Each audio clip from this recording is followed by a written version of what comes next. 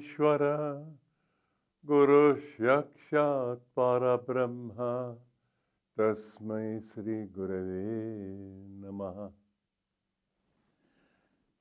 I bow to God in my Guru, in Brahma, Vishnu and Shiva, and in you. May you find God with all your heart's devotion in this life. I would like to read from Conversations with Yogananda. In his last years, the Master became much less reticent in referring to his true state of consciousness. One day at the lake shrine in Pacific Palisades, we were removing a large statue of the Buddha. Someone asked him, "Where would you like the Buddha to sit, sir?"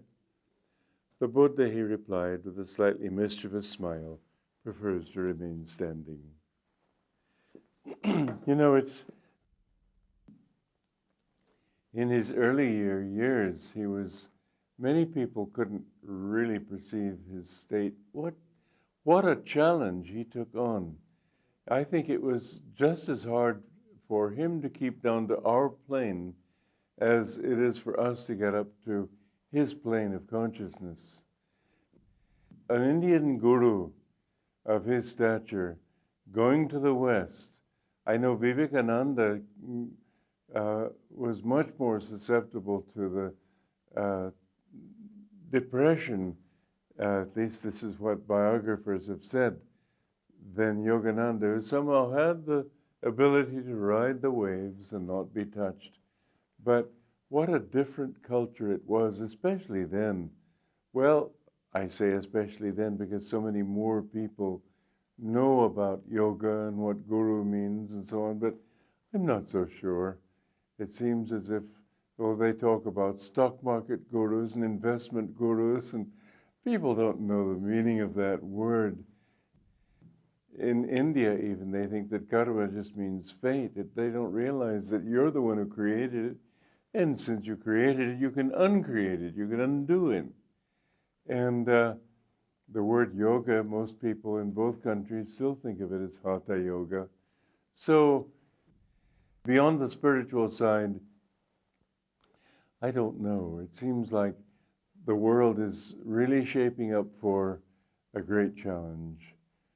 Whether depression, whether war, whether both, I think both.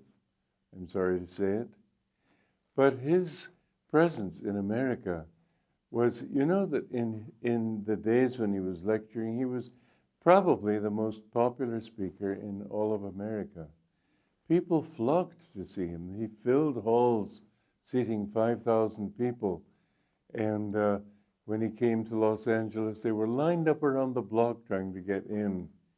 He was enormously popular, but he had to talk more on the level of people's consciousness. If he had talked like a Himalayan yogi, they wouldn't have listened. He'd have attracted a handful, and a few of them would have been faddists anyway. But he brought his mind down to that level where he could communicate with all. When I met him, that time had changed, but he still had his delightful sense of humor. He didn't have the same ability to, for example, in his early years, he used to run out onto the platform with his hair streaming behind him. He was so full of energy, and he talked like that. The first things he said when he would begin his lecture is, "How is everybody? Awake and ready?" Excuse me. He would challenge them to come up to his level of energy. He did not talk the way so many people I have heard talk, putting people to sleep. I'll never forget in Calcutta at a lecture, somebody giving a talk on the Bhagavad Gita, and so in the Bhagavad Gita, you fell asleep in the process. And he didn't talk the way so many people do, from just abstractions. He talked from his own experience. And this is why in reading this book, I'm obliged to talk from my own experience with him and with life to show how real he was. But as he, in his last years, he was very much more withdrawn. It was a very interesting. I mentioned that comment that he made at his desert retreat when Boon, one of the disciples, asked him about a saint he had seen in Encinitas.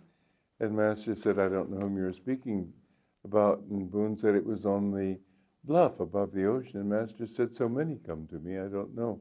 So anyway, I was surprised that so many would come, and I said, "Is that so?" With a note of surprise in my voice. And he said, "Why be surprised? Wherever God is, there his saints come." He said those words. Later, when I submitted his some of the things that he told me to write, and I wanted to write a book someday, and I finally did in this book, Conversation with Yogananda, many, many years later. But when I submitted that, I wrote it the way he said it, wherever God is. They changed it to read, wherever a devotee of God is. Because he didn't talk like that in his early years so much, but he always had that consciousnly. In his later years, and especially to the men, he talked more in that jnanic consciousness. And they corrected that, the editors, thinking that it seemed perhaps boastful. It didn't show him in his normal humility. He didn't have any ego anyway. He could have boasted about himself all day long, and it would have meant nothing, because there was no sense of this is happening to me. There was never that kind. You could see in his eyes that as if there was no personality there. I don't mean he didn't have a great personality. I mean there was no sense of I behind whatever he said. His reactions were never on the level of I feel, I don't like, I like, nothing of that. There was always that deep calmness. Even when he left, I'd look into his eyes and I'd see he wasn't touched by anything. But they had never heard him talk like that.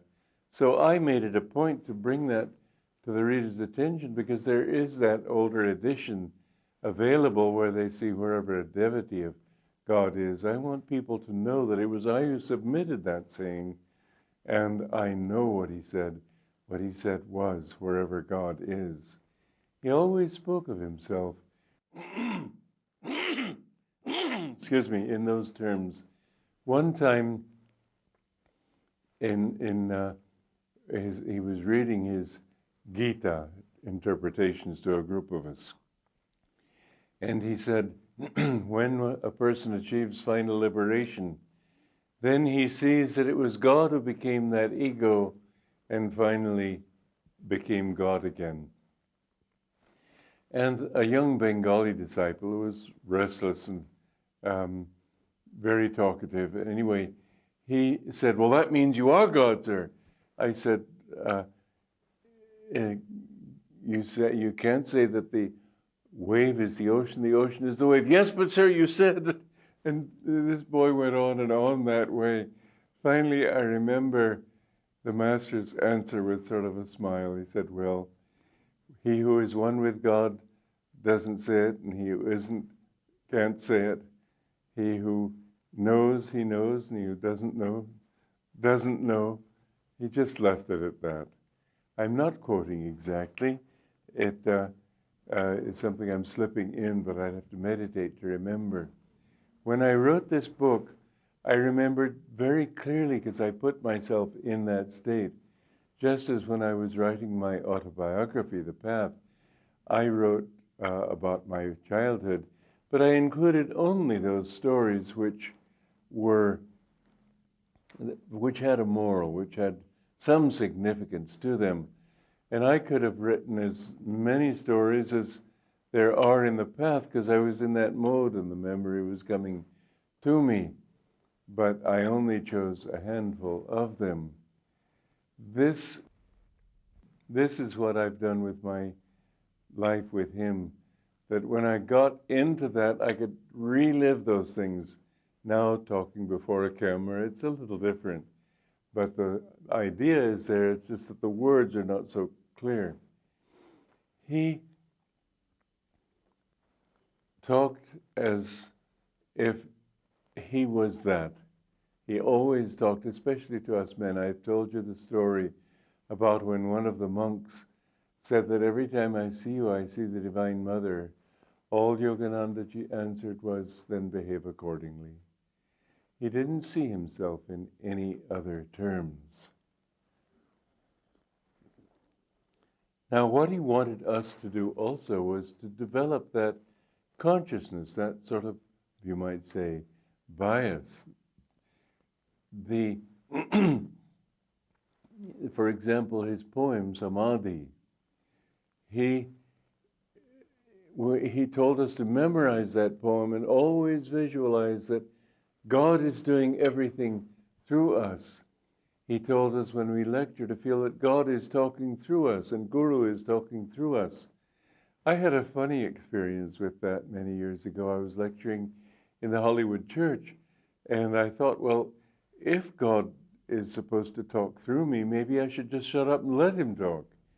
I learned quickly that it was not a matter like automatic writing where people just sort of wait and let their pen move. It's not like that at all. You have to do it yourself. Let him flow through you. I will reason, I will, I will act. But guide thou my reason, will, and activity to the right path in everything. This was what he told us to repeat as our affirmation all the time. He always said, let God work through you, but you have to do it. You just have to feel his inspiration. Now, the more you can think that everything that you do is not you who are doing it. It isn't you anyway. It's he. God does everything in this world, but he gives that illusion of individuality. He gives us that sense of ego. It's something that we need to overcome. And what you find many people saying, we have to suppress the ego. Well, in fact, what you really do is expand your sense of self-awareness from the body to infinity. He defined the ego as the soul identified with the body. The energy going outward to create the body is already biased in an outward direction. We have to use the body to drink milk in the beginning, to eat, to move, to smile, to cry, whatever it is babies do at the moment. We have to use our bodies so much that everything we do is, in a sense, an affirmation of ego. Now, we've got to change that affirmation. We have to sort of put the brakes on. You know, when a child is swinging, the way it can stop the swing is to move the ropes in the opposite direction to that movement till finally it stops. Well, we have to do that with life. We have to put on the brakes in the sense of not suppressing the ego. We have to act. But we have to put those brakes on in the sense of doing everything for God. Nishkam karma, as Krishna puts it in the Bhagavad Gita. Don't act with desire for personal fruits of action. Act as you need to, do what you have to do, but always feel it is the Infinite One acting through me. This is not an easy thing. I've had many people say to me, but it's difficult. Well, of course it's difficult. You don't expect to find that finding God is, I mean, that's the pearl of great price. The greatest prize in the whole universe is to find out who you really are. Naturally, it's difficult. What I'm saying is don't do it right today. If you can, fine. What I'm saying, however, is affirm. You have to affirm what is true and stop thinking problem consciousness. If you want to succeed in life, have solution consciousness. Be aware of who you really are to the full extent that you possibly can. So that even when you are eating, even when you are having fun, always in the back of your mind, offer that up to God. It's not so difficult to do if you practice it. Mind you, it takes time. Yes, it will take incarnations, probably. I have told you today, I hope that you achieve it in this life. I have to admit that you probably won't. I mean, most people won't. Let's not say you. But the truth is that it does take many lives. It takes very, very good karma, my guru said, even to want to know God. All the karmas that you've built up, affirming this world, affirming the desire for wealth, affirming the desire for physical pleasure and worldly pleasure, all these things they've built up in your mind an affirmation of that which you aren't. You have, like the child with the swing, you have to undo those affirmations. Well, one of the ways is, and this is where a guru's help is very, very good. If your job, for example, is to be an actor, realize that you're an actor. Don't take your acting job too seriously. There was one person who in the mimes in England used to play Charlie's aunt, and he was very good. It's a he, although he acts the part of an aunt. And he was very good, but they ended up having to lock him away because he began believing that he was Charlie's aunt. And so you act and act and act and think that you are that. You must try to unact. Try to remember that you are really just acting that part. And when you come out of that part, don't continue to be that part. I used to want to be a playwright, and mixing with actors and actresses was what really drove me to the spiritual path. I thought, this is too phony, it's not real. I'd rather be with people who have genuine feeling. But one secret is to be in your heart ever peaceful. Try to feel, and this is why meditation is so important, from that level of inner peace, it's much easier. As long as you're involved in things and excited by them, it's very difficult to overcome it. Remember to do everything, watch everything as if from a center of peace. This was also something that brought me to my guru, the feeling that everything I was doing, I was just watching it happen. But there was something else inside that I was looking for. We will sing you this song, Peace. I hope you like it. Joy to you.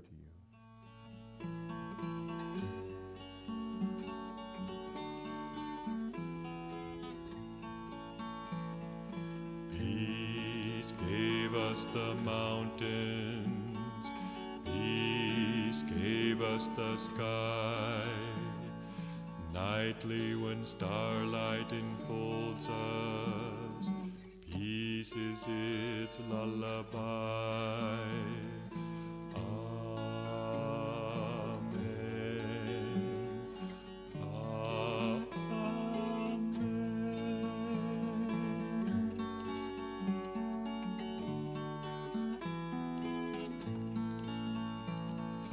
Peace gave us the morning, peace gave us the sun, bird songs that call us to welcome, day and fresh labors begun.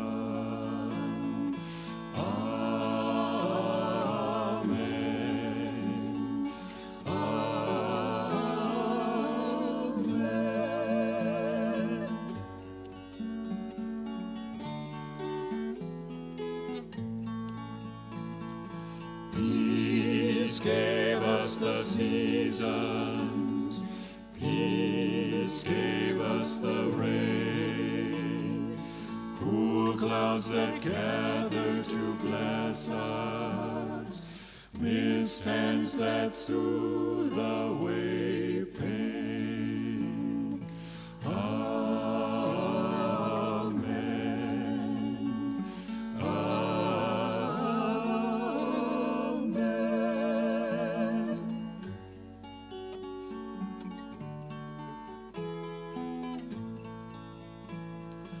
Peace gave us our heart's love, peace gave us our smiles, rays of thy presence within us, light that all strife reconciles.